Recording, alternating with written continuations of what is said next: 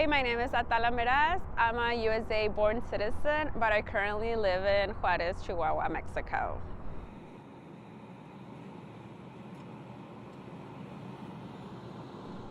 I cross the border and go back and forth every day. I come to school to UTEP on Monday to Thursday, and then on the weekends I do work over here at El Paso, and I go to Juárez every day, go back to my house, so every day. I think cultural El Paso and Juárez are a blend of each other, a mix. Juárez and Mexico overall have stolen holidays or like some festivities from USA. And then USA as well has gotten some festivities from Mexico, like Cinco de Mayo. In El Paso, I think both towns celebrate both. Like in Juárez, we celebrate Halloween. We also celebrate, some people celebrate Thanksgiving, not a lot, but we do got that holiday from Americans. And then over here, I know some people celebrate El Día de Muertos, which is a Mexican holiday. And then we both do like Christmas, like Easter, Pascua over there. And we have similar breaks, like spring break. And over there we have Semana Santa. They're different like in dates, but they're kind of the similar idea. And also culturally, we both have the same language usage. We both use English and Spanish. In Juárez, you might say that we use English a lot less, but it's also part of our culture.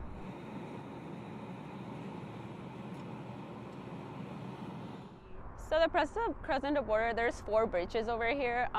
In 2 of them you have to pay, 2 of them you don't have to pay. But the one where you don't have to pay, that is closest to the city, it's usually very packed. It's the one that has most people. In car, you would usually take like around 2-3 hours. And the ones you do have to pay, there's somewhat less people. In those, there's a system called like Sentry. It's like a fast lane, where you have to apply and pay to get like it's a fast lane where you do like half of the line or even 0 time in the line. So for the application over here in USA, you have to pay around $80 for the card. Once you apply for like around $50, I believe. I don't really remember the exact number. And then when you do get accepted, you have to pay $80 for the actual card.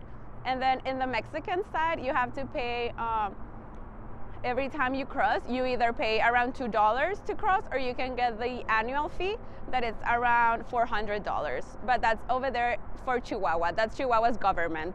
Because I know that there's other borders like around the whole United States, Mexico, and some of those states don't charge for that crossing, but Chihuahua does charge.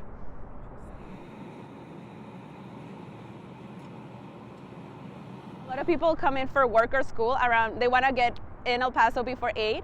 So the line starts at like 5:30. At like 5:30 a.m., people are already like in the line waiting to make those 2 hours so that they can cross on time by 8 to get to their jobs, their school, etc. And also going back to Juárez, it's also like a travesty. It might take you 5 minutes, it might take you 1 hour, 2 hours, because all the people that came in, they have to go back to their houses. So like around 3, the line starts forming to get to Juárez, and that also might take you 15 minutes, like 2 hours, and yeah.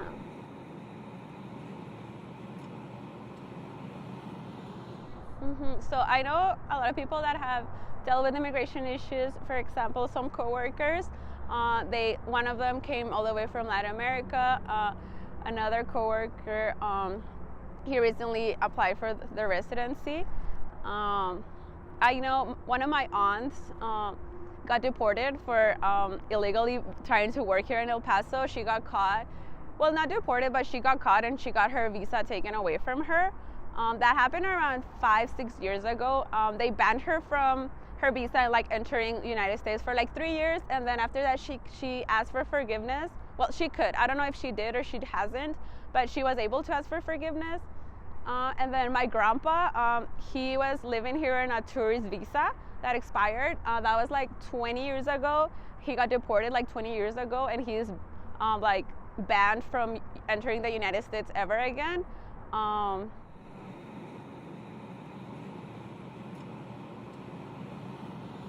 I don't think it has a issue how they see it. They have always seen it as an opportunity, maybe coming here from El Paso. My parents have always seen El Paso in the United States as an opportunity. That's why I was born here. My parents were born in Chihuahua. My mom in Chihuahua, my dad in Durango.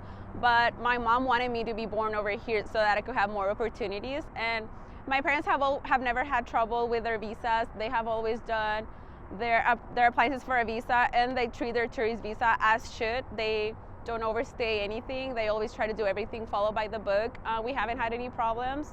But my parents do see United States as an opportunity.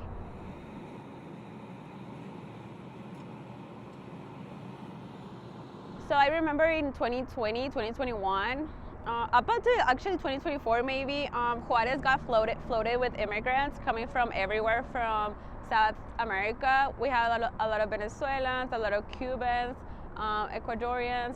So Juarez was a home, maybe like a home for them as they waited for their immigration status to continue. I saw hundreds of families in the border every day. I was driving, they were walking. I saw a lot of families, a lot of just a bunch of group of men, just men, but also families with little kids. I would just see them just living over here in the border, like over there where the river is. They would just be living over there waiting for their immigration status to come up, because Biden did the open border policy, and he would allow them to come over here to the United States legally.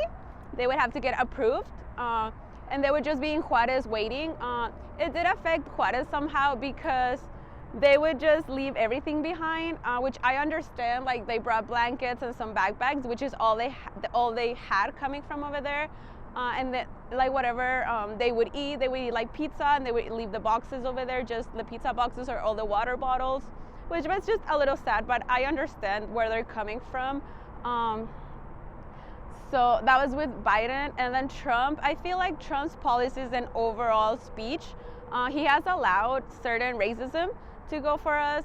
He has allowed, like, the CBPs, the police, the border patrols, the police, he has given them like an open choice to be racist against some of the immigrants and overall us Mexicans. He has created tension between the border and between those that are just trying to come over here to get a better life. I think the tension has risen.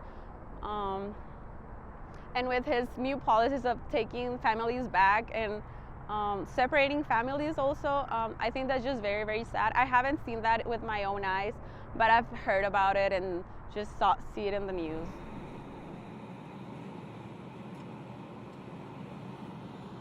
So I feel like a lot of people think Juarez is a little town. It's like a rancho. Even some people here in El Paso, they think Juarez is smaller than El Paso. It's actually the other way. Juarez has like double the population of El Paso, and Juarez is way bigger geographically. There's more population. I feel like there's a lot of opportunities. I know a lot of people here from El Paso that do take advantage of that. They cross, get their groceries. Certain groceries are allowed because not everything is allowed to cross.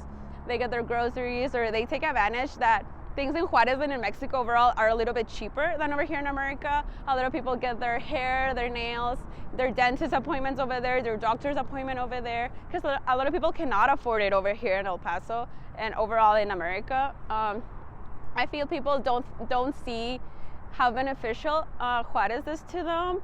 They don't understand the power we have. A lot of Juarez people also come over to El Paso to put their new businesses or to work for them. And it's just like help from both sides. And yeah.